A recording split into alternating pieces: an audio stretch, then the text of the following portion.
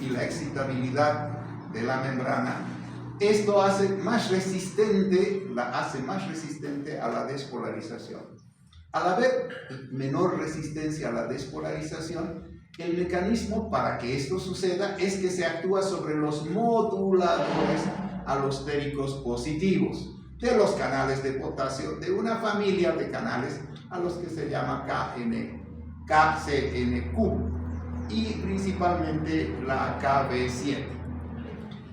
Esto lo único que hace es facilitar su apertura y estas aumentan la salida de los iones de potasio, y al aumentar la salida de los iones de potasio de la neurona hacen que se produzca una disminución de la excitación. Y esto porque a la salida del potasio lo que se produce es una hiperpolarización. Si hay hiperpolarización, ¿hay transmisión? No, automáticamente se bloquea porque está hiperpolarizado. ¿Cuál produce la corriente eléctrica? Cuando se polariza, se despolariza, eso produce corriente eléctrica. Positivo, negativo, positivo, negativo.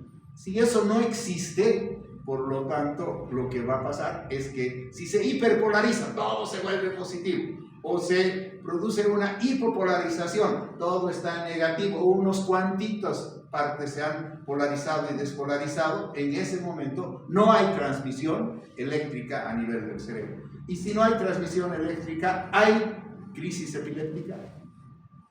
¿Convulsión? ¿Qué estamos haciendo con todos estos fármacos? Bloqueando los diferentes mecanismos para que haya polarización y despolarización. Y si en la célula no hay polarización y despolarización en nuestro organismo, ¿qué pasa? No hay acción fisiológica. Y si no tenemos en ninguna de nuestras células, ¿qué pasa? Estamos muertos, pues. Sí, ¿no? Clarísimo. Bien. Entonces, esta hiperpolarización tiene que ir, la vuelve más negativa. Se va alejando de su umbral de disparo. Quiere decir, la polarización y despolarización se estimula a tal nivel, entonces dispara. Se estimula a tal nivel, ya no se dispara. El nivel de los hertz, por eso se habla de 3.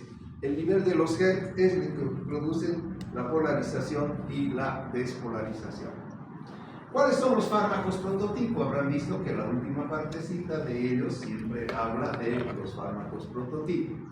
La esogabina y la retigabina, aunque ya no las comercializan ampliamente por sus efectos adversos, es el concepto básico y perfecto para ver cómo se bloquean los canales de potasio. ¿Sí? ¿Entienden? Claro, porque el potasio, si nosotros tenemos bajo potasio, ¿cómo funciona nuestro corazón? Está jodido, ¿no? Si te quieres suicidar, potasio endovenoso. Así de fácil. ¿Sí? De hecho, así es. Ahora, en las leyes americanas, ya no es la silla eléctrica, ¿no? Donde los electrocutaban. Ahora es simplemente una solución de cosas. Claro que hay que saber hacerlo, no es cualquierita que lo hace por si acaso. Bien, pasamos a ver la parte que corresponde ahora a la modulación alostérica positiva, que se produce con los receptores GABA, el antagonismo de los receptores AMPA que están en el cerebro y la unión con la proteína de las vesículas presinápticas o sinápticas que se llama la A2, cuya abreviación es la SBA2. En su modulación alostérica positiva, estos fármacos no activan al receptor GABA-A por sí mismos, sino lo que hacen es unen al sitio que tienen diferentes de la parte alostérica del receptor y se suman a la afinidad que tienen con el receptor GABA endógeno. Hemos dicho que hay receptores érgicos, ¿no ven? ¿Sí? GABA érgicos. Pero también hay receptores GABA endógenos. Esto hace que las benzodiazepinas, el diazepam, el lorazepam, el clonazepam, aumenten la apertura de los canales de cloro y por lo tanto, al hacer abierto esto, solo puede actuar esta apertura en presencia del GABA. Muchas de las partes convulsivas tienen que ver con la cantidad de GABA que nosotros tenemos. ¿Por qué tiene que ver con esto? Porque el GABA es un neurotransmisor. Si no hay neurotransmisor, ¿hay despolarización, polarización y demás? No. Por lo tanto, este es el mecanismo a través de los canales de cloro. ¿Sí? Los barbitúricos también, las benzodiazepinas y los barbitúricos tienen la misma acción. Recuerden que hemos dicho en la clase de ayer que los barbitúricos y las benzodiazepinas, si se usan juntos, ¿qué pasa?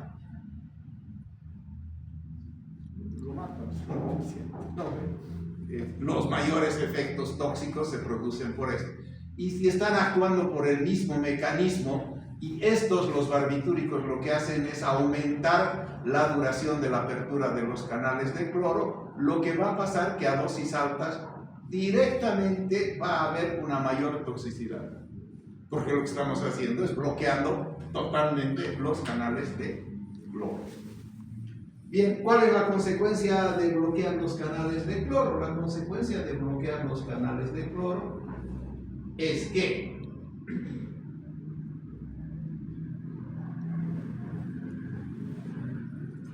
lo que va a pasar es dos partes importantes. Uno que tiene que ver que las benzodiazepinas en general iba a haber un cambio a nivel del GABA, mientras que en el caso del otro lo que va a haber es un problema en la recaptación del GABA.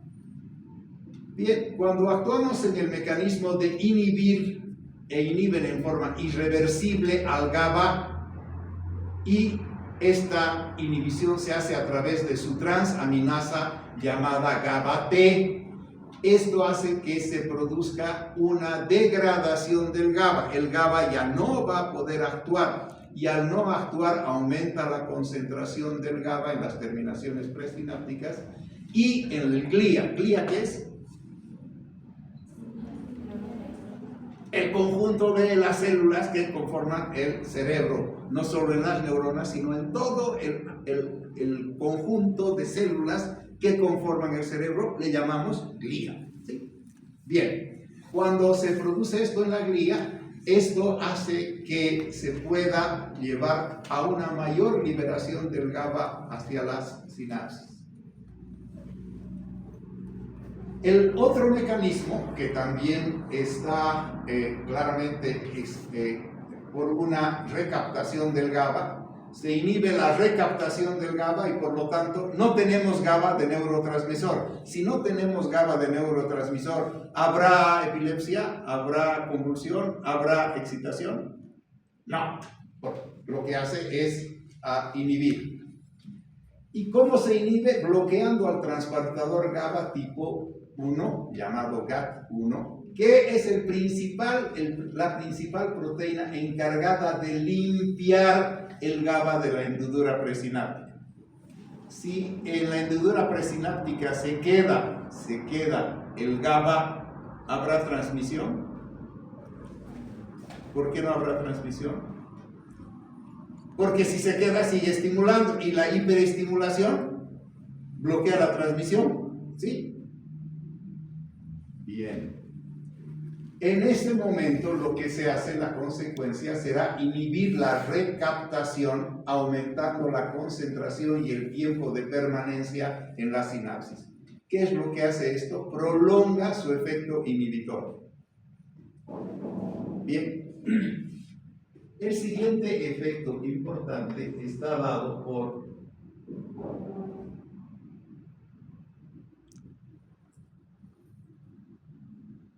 el antagonismo con los receptores AMPA.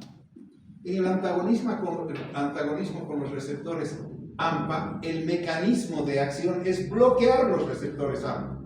Si yo bloqueo los receptores AMPA, impido la despolarización rápida e inicial mediante una sustancia llamada el glutamato. El glutamato será el precursor ¿de qué sustancia? Del GABA, pues. Bien, por lo tanto, la consecuencia es reducir la propagación y la actividad excitatoria de alta frecuencia, y para esto existen el perampanel y el topiramato. Estos son uno de sus mecanismos de acción de estos fármacos. Tienen otros mecanismos de acción para otros tipos de problemas, y por lo tanto lo que hacen también es inhibir los receptores NMDA, y este mecanismo de inhibir los receptores NMDA tienen que ver con el calcio. Cuando nosotros actuamos sobre el calcio,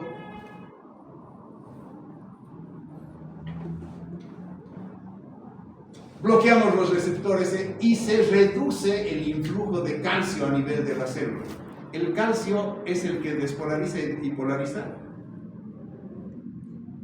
Si no hay calcio, ¿tenemos tetania o no? ¿Y qué es la tetania?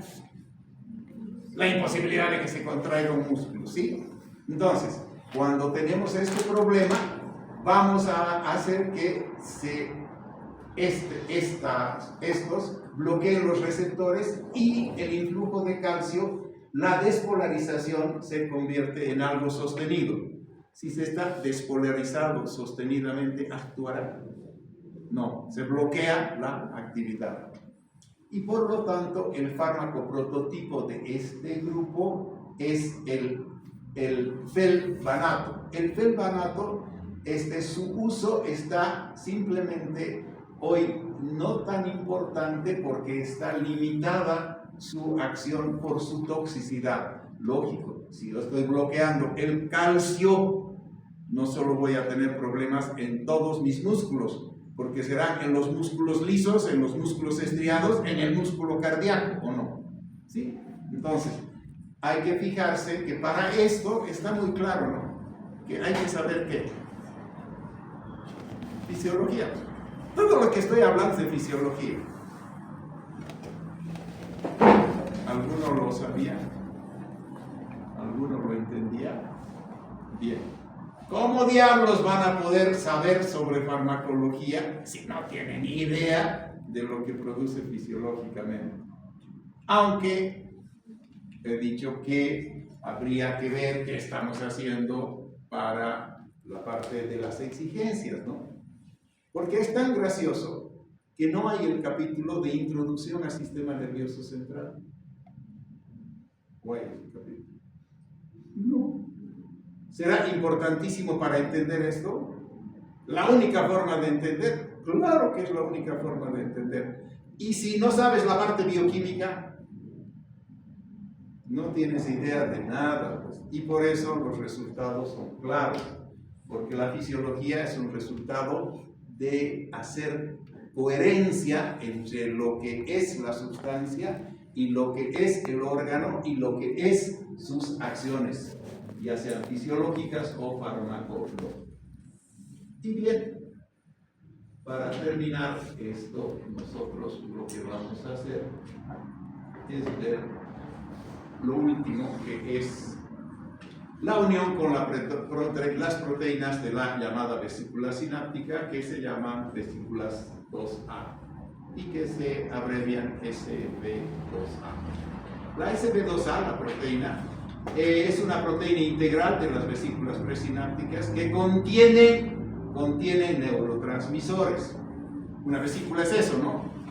Una vesícula es algo donde están las sustancias transmisoras.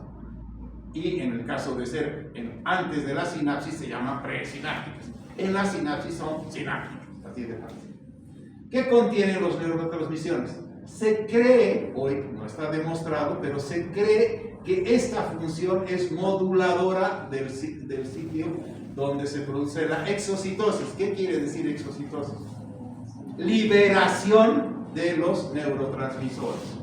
Y esta función que tiene que ver con la vesícula, esta membrana, y para que libere todos. ¿Cuál es la consecuencia? La unión de estos en la vesícula presináptica de esta proteína parece disminuir la capacidad de liberación de los neurotransmisores, especialmente del glutamato. Durante trenes, ¿por qué se llama trenes? ¿Se acuerdan de la persona que he dicho, esa mi estudiante que acaba de salir otra vez, me está mensajeando a él? Sí. Esa que era no buena alumna, pero lo mejor como persona. No. Sí. Esa que ha mandado el video que les he puesto. Sí. Eran como temprano, no se acuerdan. Bien. Estos transmisores que trabajan sobre estos trenes, ¿qué son trenes? Que son grupitos de neurotransmisores. Va un grupito, va otro grupito, porque así es, ¿no? En milisegundos se va produciendo liberación, otra vez producción, liberación, producción. Eso es un tren, ¿no? Tiene diferentes cantidades de vagones. ¿Qué tienen en los vagones? Los pasajeros. Entonces, eso es lo que sucede. Por eso se llama trenes de estímulo de alta frecuencia, sin afectar la transmisión, que es una transmisión basal, quiere decir una cosa normal. El tren va a una velocidad, eso es normal, pero si va rápido, el Shinkansen, ¿sí? 300 kilómetros por hora, puta, si supieran lo que es ustedes. Bien, ¿cuáles son los fármacos? En este caso, la levetiracetam y la brivaracetam. La levetiracetam son fármacos altamente utilizados y conocidos. Esta es la acción de estos, ¿sí? Pero si lo que hacemos es, al haber menos canales de calcio funcionando en el sitio de la liberación y trabajando sobre la entrada del calcio, esto hace que se potencie la acción que disminuye la liberación de los neurotransmisores excitatorios como el glutamato. Hemos dicho que trabaja a través del glutamato. Al trabajar sobre esta unión de la subunidad 2A de los canales de calcio, al final lo que hacen es menos canales de calcio funcionales existen y por lo tanto la entrada del calcio durante un potencial de acción normal disminuye. Al disminuir la cantidad de calcio, ¿habrá más polarización? No, disminuye la polarización, despolarización, y por lo tanto se reduce la liberación de los neurotransmisores excitatorios, que el agente principal de esa liberación es el glutamato. La gabapentina y la pregabalina son los fármacos prototipos. ¿Sí? ¿Clarísimo o no? Sí. Vamos a ver qué tal les va en el examen.